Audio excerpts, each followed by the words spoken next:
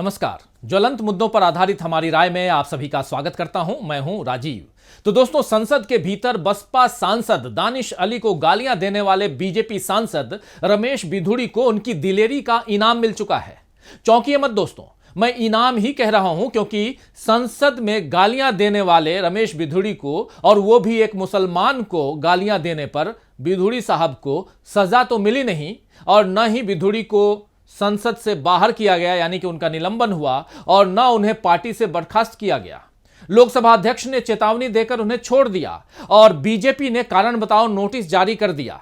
अब ये बीजेपी के कामकाज का कौन सा तरीका है ये तो वही समझे, लेकिन अपने जिस सांसद को कारण बताओ नोटिस बीजेपी ने दिया, उसी सांसद को चुनावी राज्य में बड़ी जिम्मेदारी दे दी। जी हां, मैं बात रमेश बिधूड़ी की ही कर रहा हूं, जिन्हें राजस्थान के टोंक जिले में चुनाव से जुड़ी जिम्मेदारी बीजेपी ने दे दी है। रमेश बिधूड़ी की जिम्मेदारी जिले में पार्टी के चुनाव प्रभारी के समान होगी। आपको बता दूं कि टोंक जिले में बड़ी संख्या में गुर्जर वोटर्स हैं। इस जिले में 4 विधानसभा सीटें हैं। बीजेपी को लगता है कि बिधूड़ी गुर्जर वोटों को स्विंग करने में मदद कर सकते हैं, क्योंकि वो गुर्जर जाति से आते हैं। और इस जिले में रमेश बिधूड़ी को भेजना बीजेपी के लिए इसलिए भी अहम है क्योंकि टोंक कांग्रेस नेता सचिन पायलट का गढ़ माना जाता है। आप जानते हैं कि सचिन पायलट भी गुर्जर समुदाय से आते हैं। 2018 में पायलट यानी सचिन पायलट टोंक विधानसभा सीट से ही चुने गए थे, और अभी फिर वो टोंक से ही उतरेंगे। इसके बहुत चांसेस हैं कि वो टोंक से ही फिर से चुनाव लड़े।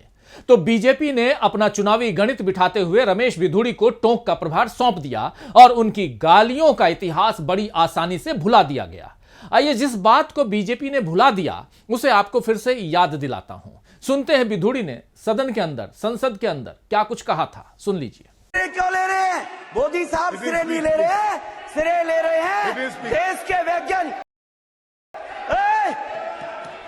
उग्रवादी सिरे ले रहे हैं। उग्रवादी बोलने नहीं दूंगा, कभी खड़ा होगा ये बता रहा हूं। उग्रवादी सर, ये जो श्रेय अगर जाता है तो देश के प्रधानमंत्री को जाता है। दानिश अली जी, प्लीज ये आतंकवादी है, उग्रवादी है, ये मुल्ला आतंकवादी है। बिधूड़ी सर, अभी मैं बताना चाहता हूँ, अधीर रंजन जी अभी शोर मचा रहे थे, लिस्ट पढ़ रहे थे। उस लिस्ट में अधीर रंजन जी जब लिस्ट पढ़ रहे थे 1975 से लेकर अभी तक, इसकी बात रहना थी। बाहर देखो, अभी रोज पढ़ रहे थे सर। इसरो ने वर्ष 1975 से अब तक 52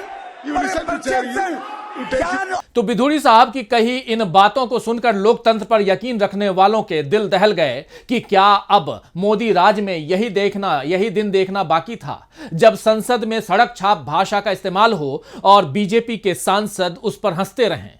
लेकिन मोदी ने इतनी बड़ी घटना पर भी कुछ नहीं कहा। वैसे भी आप याद कीजिए, जैसे बिल्किस बानो के दोषियों की रिहाई और स्वागत पर मोदी जी ने कुछ नहीं कहा, लिंचिंग के दोषियों को माला पहनाने पर कुछ नहीं कहा, अखलाक नासिर, जुनैद और ऐसे कई मासूमों की मौत पर कुछ नहीं कहा जिन्हें केवल मुस्लिम होने के कारण मार डाला गया। कितनी घटनाएं गिनाऊं दोस्तों जब मोदी चुप रहे और उन्होंने कुछ नहीं कहा। बिल्कुल, मोदी ने तो कपड़ों से पहचान करने की बात करके मुस्लिमों को प्रताड़ित करने का एक नया मंत्र दे ही दिया है समाज को। फिर भला वो अल्पसंख्यकों पर हिंसा के लिए क्यों बोलेंगे, हिंसा पर रोक लगे ऐसी बात क्यों कहेंगे? उनका फायदा तो इसी में है कि देश में ऐसी घटनाएं हों, समाज में ध्रुवीकरण बढ़े और बीजेपी हिंदुत्व के नाम पर वोट बटोर कर सत्ता में बनी रहे, आसीन रहे। दरअसल हेट स्पीच, गालियां, कपड़ों से पहचान, लिंचिंग, इन सबको भुलाना और सियासी राह में आगे बढ़ जाना, यही बीजेपी की राजनीति रही है। हमें नहीं भूलना चाहिए कि राम मंदिर बनाने के नाम पर सोमनाथ से अयोध्या तक रथ यात्रा बीजेपी ने इसीलिए निकाली थी ताकि उसे सत्ता में आने का मौका मिले। और अब राम मंदिर के शिलान्यास से लेकर अगले साल जनवरी तक राम मंदिर का उद्घाटन कर बीजेपी फिर धर्मांधता की राजनीति कर लगातार तीसरी बार सत्ता में आने की कोशिश में है। बीजेपी की इस हिंदू मुसलमान वाली सियासत का ही असर है कि मोदी सरकार के 9.5 सालों के कार्यकाल में धार्मिक और जातीय हिंसा और हेट स्पीच जैसे मामलों में जबरदस्त उछाल देखा गया है। अमेरिका स्थित रिसर्च प्रोजेक्ट और हिंदुत्व वॉच की हाफ ईयरली रिपोर्ट यही बताती है दोस्तों कि 2023 की पहली छमाही में मुसलमानों को निशाना बनाने वाली हेट स्पीच सभाओं की कम से कम 255 घटनाएं हुई हैं। रिपोर्ट यह भी बताती है कि इन हेट स्पीच में से 205 यानी 80% बीजेपी शासित राज्यों में हुई हैं।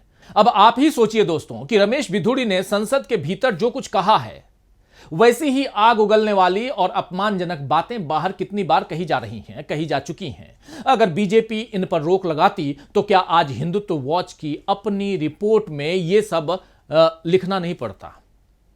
क्या हेट स्पीच के मामलों में बीजेपी शासित राज्य आगे आते? नहीं ना, बिल्कुल नहीं। लेकिन बीजेपी ने तो अपनी सत्ता को बचाने के लिए और बनाए रखने के लिए ऐसी नफरती भाषा पर न कोई रोक टोक की और न कभी नफरत को फैलाने से रोका। बल्कि राहुल गांधी के शब्दों में कहूं तो केरोसिन का छिड़काव पूरे देश में कर दिया गया है।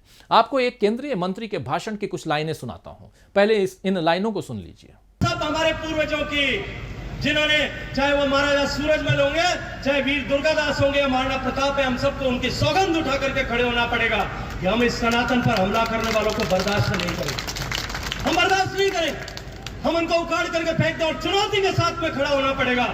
जो सनातन के विरोध में बात करेगा, उस हर बोलने वाली, शब्द बोलने वाली जबान को हम खींच करके बाहर निकाल देंगे। जो सनातन की तरफ आंख उठा करके देखेगा, उस उठने वाली हर एक आंख को हम उंगली डाल करके आंख को बाहर निकाल देंगे।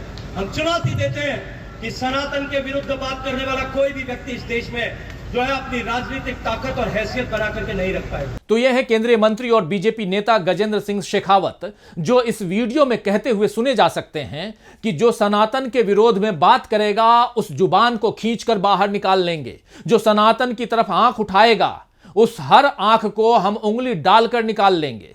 ये सीधे सीधे हिंसा भड़काने और हिंसा करने वाली बातें हैं दोस्तों। जुबान खींचना, आंख फोड़ना, यह सब मध्य युग में होता था।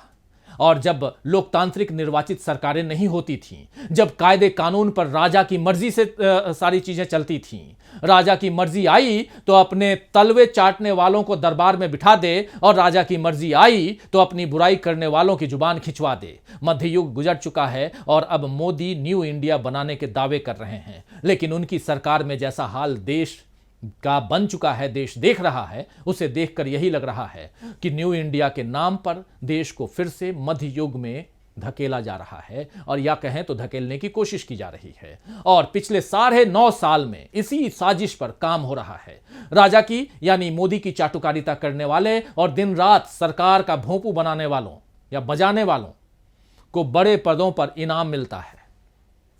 देश के कई मीडिया हाउसेस और उनके कई पत्रकारों ने 9 सालों में लगातार हिंदू मुसलमान के बीच भेद बढ़ाने का काम किया। सियासी बहसों के नाम पर टीवी चैनलों में नफरत फैलाने का एजेंडा चलाया जाने लगा। यह बात कांग्रेस और बाकी विपक्ष को समझ तो आ रही है, लेकिन अब इंडिया ने इस पर कड़ा फैसला लेकर 14 पत्रकारों का बहिष्कार ही कर दिया है। कांग्रेस नेता पवन खेड़ा ने इस बारे में क्या कहा था, आइए जरा वो भी सुन लेते हैं। साथियों, रोज शाम को 5 बजे कुछ चैनल्स पर नफरत का एक बाजार सजाया जाता है। पिछले 9 साल से लगातार चल रहा है। उस बाजार में अलग अलग पार्टीज के प्रवक्ता जाते हैं, कुछ विशेषज्ञ जाते हैं, कुछ विश्लेषक जाते हैं, लेकिन हम सब नफरत के उस बाजार में ग्राहक बनकर जाते हैं। हमें नफरत मुक्त भारत की दिशा में एक कदम उठाना था। आज एक निर्णय लिया गया, कुछ एंकर्स को चिन्हित किया जाए और उनके इस तरह के शोज में, इवेंट्स में हम लोग न जाएं, जिससे कि एक कदम उठाया जाए, एक सशक्त कदम उठाया जाए। तो पवन खेड़ा ने यहां साफ साफ कहा है कि नफरती एजेंडे का हिस्सा इंडिया नहीं बनेगा।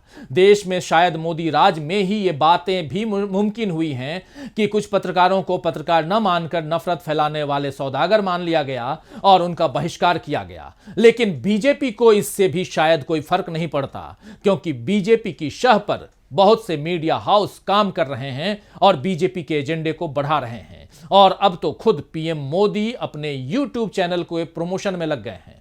आप जरा हमारे पीएम की ये बात सुनिए, कैसे मोदी हैं तो मुमकिन है कि दायरे को बढ़ाते हुए मोदी जी वो सारे काम कर रहे हैं जो इससे पहले देश के किसी भी प्रधानमंत्री ने नहीं किए और शायद दुनिया में भी ऐसा उदाहरण दूसरा न मिले। और जब देश के पीएम को जनता की तकलीफ सुनने की जगह अपने मन की बात करने और अपने यूट्यूब चैनल के प्रमोशन की फुर्सत रहे तो आप समझ सकते हैं कि देश किस दिशा में जा रहा है। खैर, सुनिए आप भी मोदी जी कह क्या रहे हैं। मेरा ये चैनल सब्सक्राइब करें और मेरे हर अपडेट आपको मिले, इसके लिए बेल आइकन जरूर दबाइएगा। तो मोदी के YouTube चैनल में उनका अपना एजेंडा ही बढ़ाया जाएगा, यह भी तय है, यानी काम हो ना हो प्रचार पूरा किया जाएगा। 9 सालों में मोदी सरकार यही सब तो करते आई है। अब मोदी को राहुल गांधी से भी कंपटीशन दिखाई दे रहा है। राहुल गांधी को मेन स्ट्रीम मीडिया ने कवरेज नहीं दिया तो वो अपनी कैमरा टीम साथ लेकर चलने लगे और अपनी गतिविधियों को YouTube के अपने चैनल पर डालने लगे। इससे राहुल की बात जनता के बड़े वर्ग तक पहुंचने लगी। लेकिन मोदी को इससे राहुल के आगे निकल जाने का डर दिखा तो वो मोदी जी अब भी अपने प्रमोशन में लग गए हैं। मेरा चैनल सब्सक्राइब करें, बेल आइकन भी दबाएं। ऐसा कहने वाले मोदी देश के पहले पीएम बन गए हैं दोस्तों। जाहिर है पीएम पद की गरिमा को उन्होंने बहुत नीचे गिरा दिया है और उनके राज में देश की गंगा जमुनी तहजीब भी काफी मटमैली हो गई है। यह बात हिंदुत्व वॉच की रिपोर्ट में भी साबित होती है। इस रिपोर्ट के मुताबिक 2023 की पहली छमाही में मुसलमानों को निशाना बनाकर हेट स्पीच देने वाली सभाओं की 255 घटनाएं दर्ज की गई हैं। इन हेट स्पीच की घटनाओं में से 205 यानी 80% भाजपा शासित राज्यों और केंद्र शासित प्रदेशों में हुई। महाराष्ट्र, कर्नाटक, मध्य प्रदेश, राजस्थान और गुजरात में नफरत फैलाने वाले भाषणों की सबसे अधिक संख्या देखी गई। अकेले महाराष्ट्र में ऐसी 29% घटनाएं हुई। राजस्थान में कांग्रेस की सरकार है और कर्नाटक में मई में कांग्रेस सत्ता में आई। उसके पहले वहां बीजेपी की ही सरकार थी। सबसे अधिक नफरत भरे भाषण वाले शीर्ष 8 राज्यों में से 7 भाजपा और उसके गठबंधन सहयोगियों द्वारा शासित हैं दोस्तों। रिपोर्ट बताती है कि बीजेपी शासित राज्यों और केंद्र शासित प्रदेशों में लगभग 52% हेट स्पीच की सभाएं आरएसएस से जुड़ी संस्थाओं द्वारा आयोजित की गईं, जिनमें विश्व हिंदू परिषद यानी बीएचपी, बजरंग दल, सकल हिंदू समाज और भारतीय जनता पार्टी शामिल हैं। कुल मिलाकर 17 राज्यों में हेट स्पीच वाले कार्यक्रम 42% आरएसएस से जुड़े समूहों द्वारा आयोजित की गई थी। इन आंकड़ों के बाद अगर मगर की कोई बात नहीं है दोस्तों, और बीजेपी ने देश में धार्मिक और जातीय भेदभाव बढ़ाया है, यह साफ जाहिर होता है। मोदी सरकार सबका साथ सबका विकास का नारा देकर लोगों को बरगला रही है और उधर संसद में गाली देने वालों को बीजेपी को चुनाव जिताने की जिम्मेदारी सौंपी जा रही है। यह खेल 2024 तक तो चलेगा ही और उसके बाद क्या कुछ होगा यह तो आपको, हमको, जनता को तय करना है। तो आज के लिए बस इतना ही। नमस्कार।